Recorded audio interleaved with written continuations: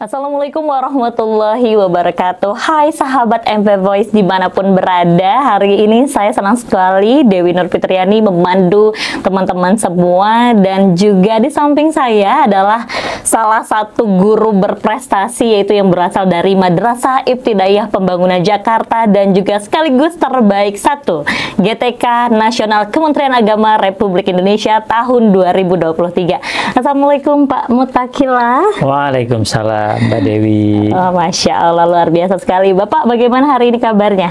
Alhamdulillah baik. Alhamdulillah luar biasa. Ini nuansa bajunya hari ini seperti apa tuh Pak Mutakila? Ya Alhamdulillah, ini nuansa Betawi lah ya. Nuansa seperti Betawi. biasa. Kan kita orang Betawi. Oh iya, pantunnya sedikit boleh dong? Oh begitu ya. Iya. Ayam jantan tidak bertelur. Cakep. Ayam betina banyak anaknya. Cakep. Bila saya nanti salah bertutur, mohon maaf yang seluas-luasnya. Wih, luar biasa ya. Emang kalau orang Betawi langsung ditembak, langsung bisa pantun. Dan juga Pak Mutakilah mewakili DKI Jakarta untuk mengikuti lomba GTK tingkat nasional Kementerian Agama Republik Indonesia tahun 2023. Dan tadi kita sudah lihat langsung pantun spesial yang disampaikan oleh Pak Mutakila. Bapak, kemarin kan bertepatan juga dengan Hari Guru Nasional ya, di tanggal 25 November. Dan juga Bapak diberikan kesempatan yang begitu luar biasa untuk mewakili DKI Jakarta mengikuti ajang nasional untuk GTK Kementerian Agama Republik Indonesia di tanggal 20 berapa kemarin Pak? Tanggal 20. Saya mulai tanggal 22 sampai dengan tanggal 25. Oh, oke. Jadi dimulai dari tanggal 22 sampai tanggal 25 November dan juga bertepatan dengan Hari Guru Nasional. Betul. Dan itu luar biasa sekali ya Pak ya. Maksudnya Bapak juara 1 tingkat nasional. Itu kan berarti mewakili DKI Jakarta mengalahkan berpuluh-puluh provinsi yang ada di DKI, yang ada di Indonesia. Kalau boleh tahu nih Pak, gimana sih proses hingga akhirnya bisa menjuarai tingkat nasional di GTK? Mungkin ada yang nggak tahu ya GTK itu apa. Kalau misalnya GTK itu adalah Guru Tenaga Kependidikan. Jadi semua guru dan juga tenaga kependidikan nasional mengikuti lomba seperti itu. Ya, betul. Nah, boleh dong Pak sedikit menceritakan prosesnya akhirnya bisa menjuari terbaik 1. Ya, baik ya, Mbak Dewi ya. Jadi pada bulan Oktober itu ada pengumuman ya untuk lomba guru dan tenaga kependidikan tingkat nasional. Ya, mereka itu ya bisa kira-kira mendaftarkan diri, kemudian juga menyetorkan ataupun mengirim semua portofolionya, juga karya-karyanya yang sudah pernah dilakukan, apakah berbasis best practice maupun yang lainnya. Karena di dalam lingkup GTK guru dan tenaga pendidikan itu, di situ ada laboran, ya ada kepala sekolah, ada guru, ada laboran, ada pustakawan. Nah, disitulah mereka mendaftar bersama-sama gitu secara online ya, dikirim termasuk ya karyanya dari mulai seperti ini ya, saya kasih contoh. Misalnya, ini nih karya ilmiahnya ya dikirim begitu ya, yang sudah ditulis dikirimkan secara online gitu ya, nanti diperiksa. Kemudian ini juga yang disebut dengan pitches. Ya, yang ditulis oleh setiap guru. Apa tuh namanya? Pitches namanya. Pitches. Jadi ini merupakan satu. Boleh tunjukkan ke kamera mungkin ya Pak ya. Suatu nawacarita yang berkaitan dengan diri pribadi ya, yang merupakan biografi diri sendiri, yang ditulis pengalaman kita seperti apa selama kita mengajar ataupun bertugas sebagai tenaga pendidikan. Ditulis dan dikirim ya, sebelumnya nanti akan dibuat seperti ini ya, dijilid yang rapi. Kemudian dikirim juga ini yang namanya coba lihat ya. Portofolio ya, di secara online dikirim juga ya. Oke. Nah, ini kalau sudah dijilid ya seperti ini jadinya. Wah, tebal gitu sekali ya. itu Pak ya, seperti disertasi. Betul, hampir ya, saya kira hampir seimbang lah gitu ya. Kalau ini tapi feature, kalau itu namanya apa Pak? Ini portofolio. Portofolio. Ya, portofolio yang ini yang sudah dijilid. Nah, yang dikirim pun sama, sebesar ini juga gitu ya. Sebanyak ini. Wow. Nah, karena saya itu melakukan best practice menulis, maka ada Karena di sini judulnya adalah Anugerah Guru dan judulnya adalah Best Practice, cara cepat menjaring cerpen siswa dengan tarim melalui kegiatan proyek penguatan profil pelajar Pancasila dan rahmatan lil alamin. Maka konsekuensinya adalah harus ada karya siswa yang diwujudkan. Seperti ini. Kumpulan cerpen siswa, Iya, portofolio, dan juga feature ya. Banyak sekali dokumen-dokumen yang dikumpulkan gitu ya ke panitia seleksi. Luar biasa. Tapi tidak hanya dicetak begini, ini juga di digitalnya ada. Di Flip 5 begitu. Nah, dari situlah ya mungkin, nah ini saya prasangkanya adalah masuk saya seleksi dari 190 yang mendaftar. 190 itu dari DKI saja. Wow, 190 peserta. 190, hampir 200 ya. Hampir 200. Dari sebanyak itu, lalu setelah itu dari 190 peserta. Dari 190 peserta diseleksi yang misalnya kepala sekolah gitu ya. Kemudian yang guru. Kemudian guru juga ada aliyah, sanawiyah, ibtidaiyah, dan RA, termasuk laboran dan perpustakawan. Nah, salah satunya guru MI adalah saya masuk 1. Yang awalnya untuk Jakarta, untuk wilayah Jakarta masuk 3. Saya Pak Ridwan Busri, wakil kepala madrasah bidang kesiswaan. Haji Sri Nur Hayati ya. Nah, diseleksi lagi. Akhirnya saya masuk sendiri dari guru gitu ya. Untuk berlomba di tingkat nasional untuk diujikan. Itu prosesnya. Jadi memang sebetulnya prosesnya ya panjang, tapi dibuatnya dalam waktu yang sangat singkat gitu ya. Tapi kita harus siap walaupun waktu yang sesingkat itu. Kira-kira seperti itu Mbak Dewi. Cerita singkatnya. Berarti diawali di bulan Oktober ya, kalau tadi tidak salah, di awal bulan Oktober ada pembukaan secara online, terus setelah itu mengsubmit semua dokumen-dokumen dari feature, portofolio, karya siswa, dan juga semuanya. Dan tadi judulnya apa tuh Pak? Menarik sekali ya, ada P5, P2RA yang lagi hype sekarang. Judulnya ini memang lagi in lah ya. Lagi in ini. Jadi saya baca kembali ya. Cara cepat menjaring cerpen siswa dengan tarim melalui kegiatan proyek penguatan profil pelajar Pancasila dan rahmatan lil alamin. Panjang ya. P5 P2RA ya. P5RA. P5RA ya. Jadi menjaring cerpen dengan tarim. Nah, ini yang dikejar nih tarimnya apa gitu. Itu guru bahasa Indonesia yang tahu ya. Betul ya. Jadi prosesnya dari pendaftaran online, terus dari 190 peserta. Dan setelah itu yang lolos untuk mewakili DKI Jakarta, totalnya ada berapa Pak? Totalnya ada 3 orang saja. 3 orang saja yang mewakili DKI Jakarta. Bapak untuk mewakili guru MI saya. Mewakili MI Bapak. Kemudian ada guru RA dan guru sanawiyah. Sanawiyah 7 Jakarta. Gitu. Berarti dari sekian banyak itu hanya diambil 3 untuk mewakili Provinsi DKI Jakarta. Ya. Kenapa 3? Karena kebetulan yang lulus hanya 3. Kepala sekolah aliyah dan guru aliyah itu tidak masuk seleksi di Jakarta.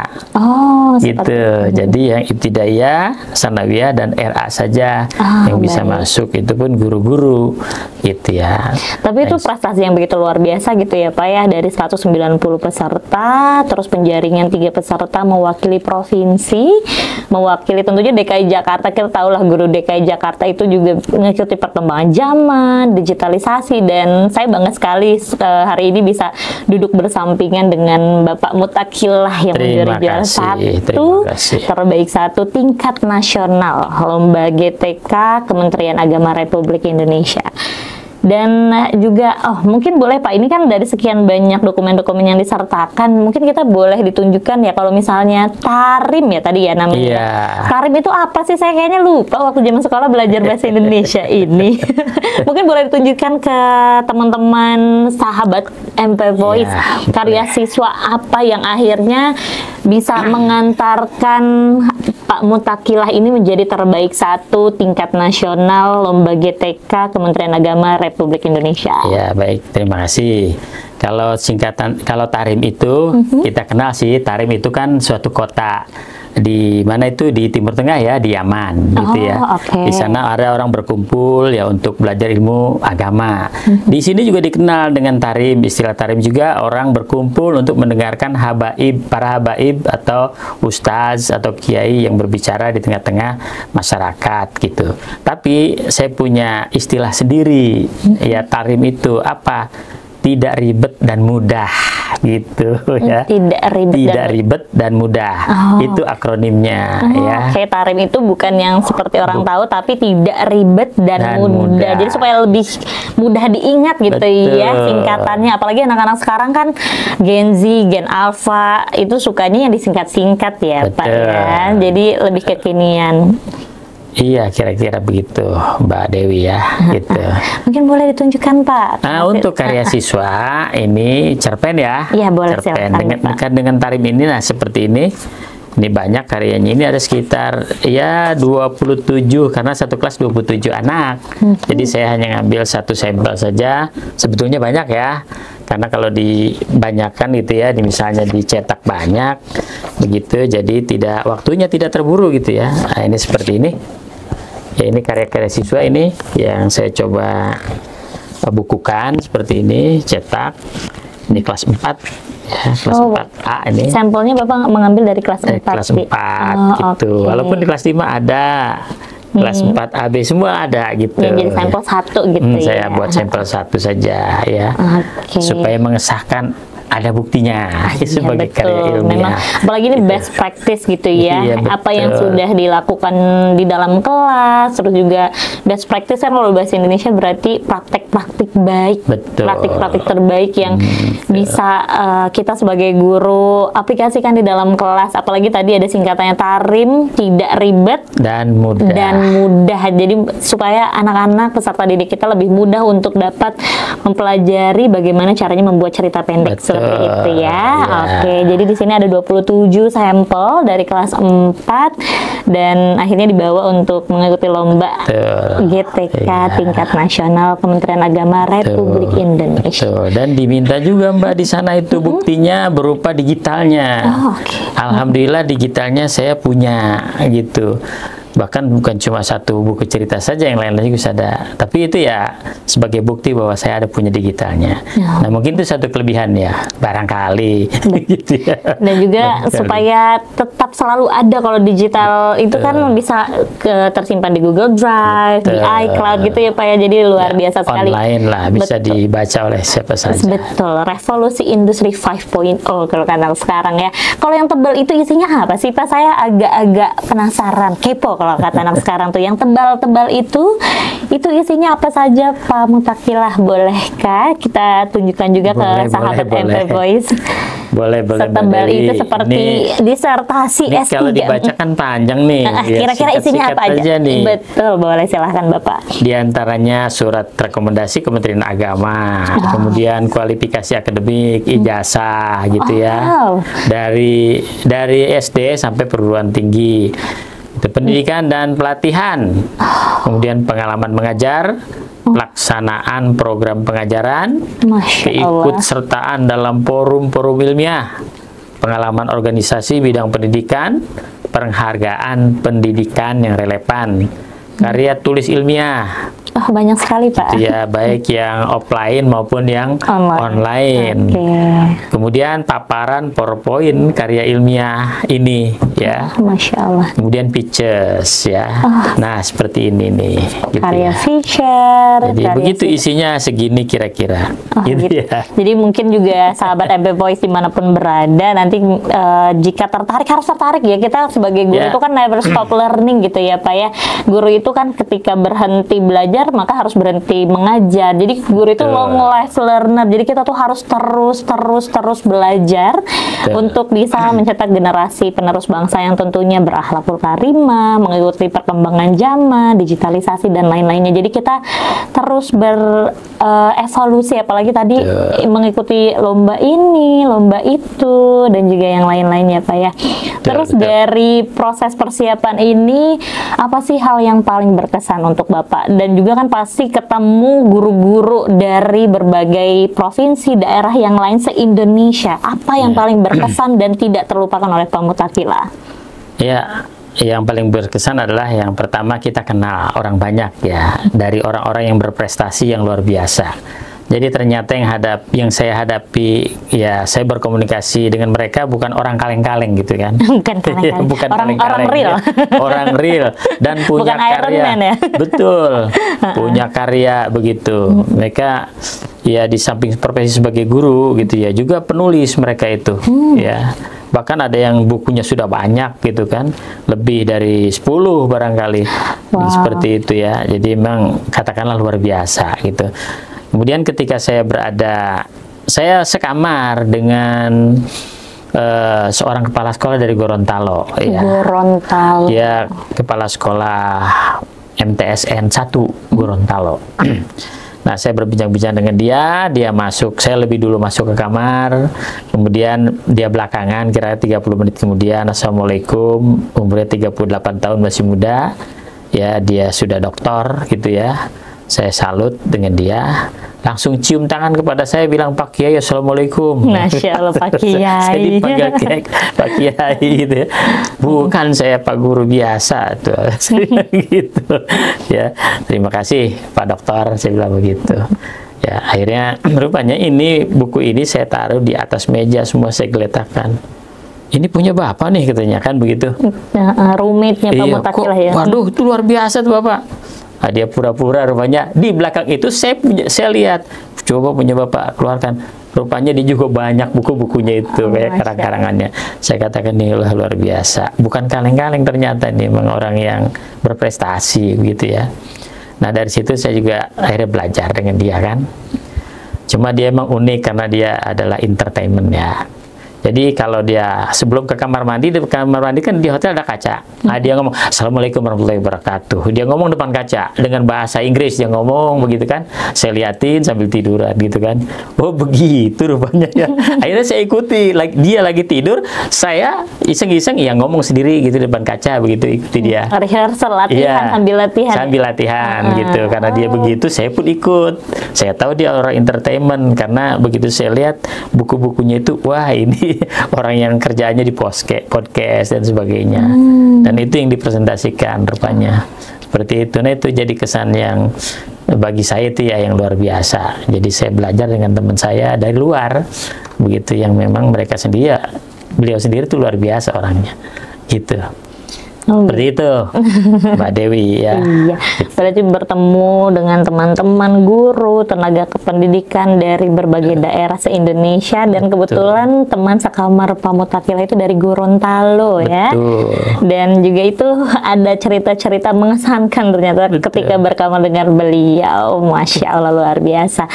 Terus ada lagi nggak sih Pak yang berkesan, mungkin itu ketika di dalam kamar gitu ya dengan teman sekamar, ketika hari H, kan itu 3 hari ya, 22 sampai 22, 23, 24, 25, maaf ya. Betul. Saya ini kalau ngitung memang harus. Ya. Jadi 25 itu nanti pembagian hadiahnya, launchingnya gitu. Oke, berarti dimulai tanggal 22 November itu apa kegiatannya Pak? Itu kan runutannya atau rangkaiannya panjang gitu. Mungkin boleh diceritakan juga, mungkin ada guru-guru, pastinya nanti ada guru-guru yang mengikuti jejak Bapak. Jadi, ada gambaran ternyata hari pertama akan seperti ini, hari kedua akan seperti ini, gitu. Mungkin boleh diceritakan dimulai tanggal 22 November itu. Ya, baik. Jadi 22 November saya berangkat ya, diantar dari sini, dari madrasah.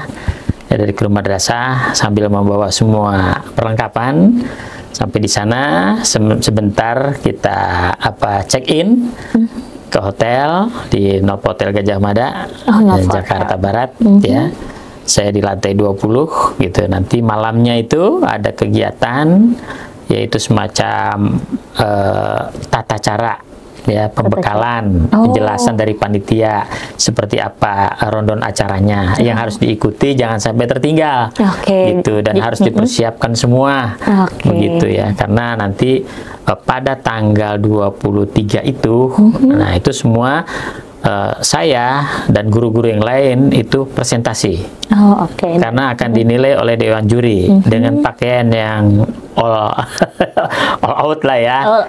Pokoknya yang rapi lah begitu. Berarti pakai dasi gitu. Berarti di tanggal 22 itu baru check-in dan juga pembekalan dan juga penjelasan tentang rundown atau rangkaian acaranya sampai tanggal 25 November hari terakhir itu ya. Terus kalau di 23 presentasi, itu yang dipresentasikan semua yang dibawa ini semua dipresentasikan, Pak. Betul ya. Jadi yang saya presentasikan itu yang ini memang dipegang oleh juri.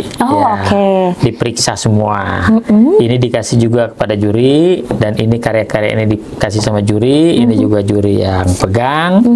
Jadi saya ditanyakan kaitan antara judul ini dengan dengan Pancasila, karena ini kan P5RA, gitu, seperti apa? Ya saya jawab ya sesuai dengan kompetensi saya, begitu. Kemudian di lain waktu saya punya satu judul buku, saya tidak bawa sini, begitu kan, ada buku yang sudah saya cetak, gitu, yang sudah saya ada sekitar 3.000 kali cetak, sudah, bukan 3.000 kali cetak, sudah dari tahun 2021 gitu sampai tahun 2014. Dicetak sampai tahun 2021. Jadi cetakan terakhir 2021. 7 tahun gitu ya. 7 tahun. Jadi judulnya adalah Bahasaku Bahasa Indonesia. Satu lagi yang dicetak tahun 2018 judulnya Bom Teroris. Wah, itu apa isinya bom teroris? Takut ya. Itu kumpulan cerpen karya saya gitu ya. Masya Allah, bom, tapi judulnya unik ya, Pak, ya, berbeda. Itu yang dikejar ditanya kaitannya dengan moderasi beragama. Coba Pak di-sharing dong. Apalagi judulnya kan bom teroris. Tapi ternyata isinya adalah kumpulan cerita pendek. Nah, coba terus apa aja mungkin bocoran pertanyaan yang diberikan oleh juri ketika lomba kemarin? Bom teroris itu kan hanya satu judul dari sebuah cerpen, ya, di mana dulu di Bali terjadi bom Bali ya, itu saya ceritakan, dan beberapa kali bom yang terjadi di Jakarta, juga di Jawa Tengah, saya ceritakan runtutannya. Dan memang yang selalu tersangka sebagai teroris itu umat Islam. Saya mencoba sebuah bantahan. Islam tidak melakukan tindakan teroris, gitu. Hanya itu adalah sebuah stigmasi dari Barat lah, yang menginginkan bahwa Islam itu tercemar. Begitu. Sebetulnya itu terorisme itulah produk mereka. Yang saya maksudkan misi buku saya lah ke situ. Salah satu ceritanya. Tapi cerita-cerita lain memang tidak ada hubungannya dengan itu. Untuk menarik perhatian pembaca, yaitu yang saya kedepankan. Gitu. Akhirnya dijadikan judul ya, bom teroris. Dijadikan judul. Dan juga ternyata itu cerita tentang bom Bali yang stigmanya adalah pasti kalau teroris itu orang Islam gitu. Dan Bapak ingin menghilangkan stereotip dan juga stigma tersebut, dan akhirnya menjadikan itu judul buku Bapak yang diterbitkan di 2018. Terus ditanyakan oleh juri itu tadi pertanyaan seperti Bapak sampaikan. Seperti itu. Terus setelah itu apa lagi, Pak? Saya ditanyakan mengenai kaitan dengan moderasi beragama, sikap saya tentang Palestina seperti apa, ya. Nah, saya katakan begini, ya, dengan simpel saja. Bahwa saya sebagai umat Islam membela Palestina. Kenapa? Karena Israel itu selalu melakukan pelanggaran hak asasi manusia. Tidak ada satupun yang namanya resolusi PBB itu dipatuhi oleh Israel. Sampai saat ini, gencatan senjata pun selalu dilanggar. Itu saya katakan begitu. Dan Dewan Juri menanyakan lagi. Apa? Gitu. Ini Pak Mutakilah, kenyataan seperti itu kan diputarbalikan faktanya oleh media Barat. Betul. Gitu kan? Gitu. Dan apa yang Pak Mutakilah lakukan? Gitu. Ya, saya di samping berdoa, menyumbang, dia kejar lagi. Apalagi Pak Mutakilah yang Pak Mutakilah lakukan? Lebih go deeper pertanyaannya. Iya, pokoknya sampai dia puas. Saya punya ada satu video Pak Dewan Juri, Pak Kiai, saya katakan begitu. Bukan cuma satu, saya punya 2 yang mengkanter media Barat. Oke. Maka video itu saya setel, video yang ada di YouTube saya, salah satunya, dan latar belakangnya Palestina. Saya sedang bicara di situ. Wah, itu dewan juri, wow hebat ya, Pak Mutakila ada di Palestina ya, luar biasa, begitu.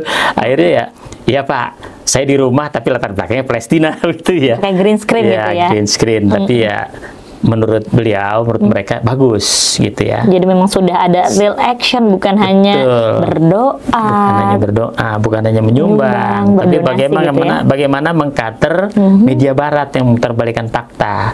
Betul. Begitu. Nah, disitulah Dewan Juri merasa puas dengan jawaban saya. Betul. Dan apalagi yang terakhir, buku saya ini yang judulnya aneh gitu kan. Itu kalau bisa katanya dibuat lisensinya gitu ya. Saya katakan baik, Pak Dewan Juri, akan saya buatkan lisensinya. Nanti dalam waktu dekat ini juga akan saya terbitkan menjadi sebuah buku lagi gitu ya. Jadi buku yang biru bahasa bahasa Indonesia itu sudah terjual 3.000 eksemplar. Luar biasa, 3.000 eksemplar yang beli sudah terjual gitu. Alhamdulillah.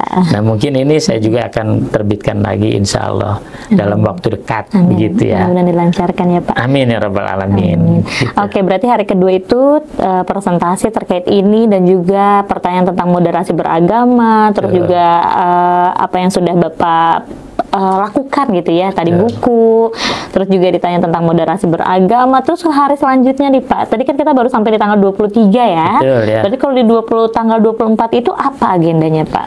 Tanggal 24 itu agendanya adalah persiapan untuk keberangkatan di tanggal 25, termasuk pakaian adat. Oke, keberangkatan maksudnya gimana tuh? Artinya jadi sebelum tanggal 25 gitu, kita itu sebelum tanggal 25 ya siap-siap lah gitu ya. Jadi ada jeda istirahat sehari untuk mempersiapkan diri nanti tampil di tanggal 25 itu di panggung di Gelora Senayan. Oh, beda venue ya, beda tempat. Beda tempat gitu ya, di Gelora Senayan. Jadi kita persiapkan baju, saya orang Jakarta jadi pakai baju adat Betawi. Wah, gitu ya. Baju abang. Baju abang ya. Adat Betawi seperti Mbak Dewi baju none begitu, yang perempuannya gitu ya. Saya bertiga ya. Nah, di situ saya mempersiapkan diri karena besok ya kita akan berangkat. Sekarang istirahat dulu, jeda gitu ya, makan, istirahat, persiapan begitu. Setelah dari sana kita tunggu panggilan ya, karena yang hadir itu di Gelora Basketball ya, di Gelora Bung Karno itu banyak sekali ya, penuh penontonnya itu ya, penuh gitu ya. Nah, itu kita menunggu pengumuman di situ ya, dengan hati yang berdebar-debar. Apakah saya termasuk nominasi apa tidak gitu kan? Saya tinggal menunggu begitu kan, dengan hati yang ya dikit-dikit dah gitu ya. H2C ya, harap-harap cemas. Harap-harap cemas gitu. Ya begitu kesana malamnya, pengumuman itu ternyata ya menunjukkan kebahagiaan saya ya. Dari kategori guru madrasah ibtidaiyah adalah jeng Bapak Mutakila. Saya langsung hati saya berbunga-bunga. Flowering. Alhamdulillah juara 1 ya. Juara 1. Alhamdulillah. Gitu ya. Berarti kalau juara, berarti ada berapa pemenang tuh Pak untuk yang kategori guru madrasah ibtidaiyah? Untuk kategori guru madrasah, kategori kepala sekolah, kemudian laboran perpustakaan 1, 2, dan 3. Gitu. Saya di ibtidaiyah termasuk juara pertama se-Indonesia. Luar biasa. Alhamdulillah. Alhamdulillah. Akhirnya harap-harap cemasnya menjadi berbunga-bunga. Menjadi bunga yang indah. Masya Allah. Ya. Alhamdulillah ya, menjadi juara 1 tingkat nasional kategori guru MI ya, guru madrasah ibtidaiyah. Guru berprestasi MI. Guru berprestasi MI tingkat nasional ya. Itu akhirnya ya saya sujud syukur lah ya. Gitu ya. Setelah diberikan pertanyaan banyak oleh Dewan Juri, terus juga all out dengan baju abang ya. Ya betul. Terus warnanya kalau nggak salah tuh yang berseliweran di slide itu warna merah, menandakan apa itu Pak Mutakila? Baju abang-abang warna merah itu. Ya, karena Jakarta itu kan suatu kota yang ramai ya. Di sana itu banyak para pedagang, para pembegal dan sebagainya gitu ya. Sebagai orang Jakarta harus punya keberanian yang kuat karena banyak orang dari mana saja. Betul. Agamanya kuat gitu, fisiknya juga kuat begitu. Maka pakai baju merah itu adalah merupakan cerminan keberanian gitu. Kira-kira seperti itulah. Jadi gitu ya. pakai baju merah menandakan keberanian karena Iya, banyak sekali ya betul. pendatang-pendatang yang ke Jakarta ini, dan kita harus kuat di bidang agama kita. Iya, Terus juga betul. semuanya harus kuat Harus dan kuat. berani. Berani. Luar biasa itu Karena yang filosofi. dihadap itu orang dari berbagai macam suku. Betul Begitu. sekali. Ya. Jadi itu ya filosofi warna merah baju abang-abang. Betul. Jadi orang Betawi itu harus berani dan gagah. Ya, Pak Mutakilah, ini pertanyaan terakhir nih. Tentunya apa sih harapan dari Bapak untuk guru-guru dan juga tenaga kependidikan yang ingin berprestasi seperti Bapak untuk mengikuti ajang tingkat nasional GTK Kementerian Agama Republik Indonesia ini? Sekaligus tips-tipsnya untuk semua guru dan juga tenaga kependidikan. Oke, baik ya. Terima kasih pertanyaan yang terakhirnya. Ini yang paling mantap saya kira. Tentu saja yang pertama kita mempersiapkan diri ya. Tapi keberhasilan saya ini adalah juga doa dari teman-teman sekalian. Tidak sekonyong-konyong saya bisa berprestasi, tapi memang ini teman-teman juga doa ya. Dan saudara-saudara, orang tua dan sebagainya. Ini merupakan satu jalan di mana kita dapat meraih satu prestasi dari doa-doa itu ya, dari yang kita tidak lihat. Nah, untuk kita sebagai guru yang kita persiapkan di luar doa adalah ya kita rajin-rajin menulis ya, menulis dan menulis baik yang diterbitkan maupun tidak gitu ya. Kemudian juga di media sosial, di platform-platform sosial yang memang umum yang bisa katakanlah banyak dibaca orang, misalnya Rejien Republika, Kompasiana, Kumparan, Gurusiana, gitu dan sebagainya. Dan punya setidaknya web pribadi yang disebut dengan blog ya. Dan itu bisa banyak tulisan kita dimasukkan di situ. Nah, ini menjadi nilai tambah buat kita ya. Jadi andai kata nanti ada portofolio, itu bisa kita copy dan print seperti ini gitu. Kalau saya ini kan kurang dari 10%, karena ada 130 lebih tulisan saya sebetulnya gitu. Tapi kalau saya semua masukkan di sini, semana tebalnya gitu kan. Jadi sekedar formalitas lah saya masukkan begitu. Jadi insya Allah dengan begitu kita pasti menuju sukses akan ada ya. Kemudian jangan lupa juga menulis buku begitu. Mau diterbitkan boleh, tidak apa-apa. Yang penting kita punya dokumentasinya kan begitu. Kalau kita nanti ingin menjadi guru berprestasi, ingin berlomba begitu. Ya, di samping itu kita karena kita punya kelebihan, juga punya kekurangan. Maka apa yang kita bisa itulah yang kita pertajam ya. Karena kita punya kebiasaan segini, tapi itu kita suka dipertajam saja. Ya, nanti itu menjadi talenta sendiri buat kita gitu. Apakah kita rajin menulis atau apa dan yang lainnya.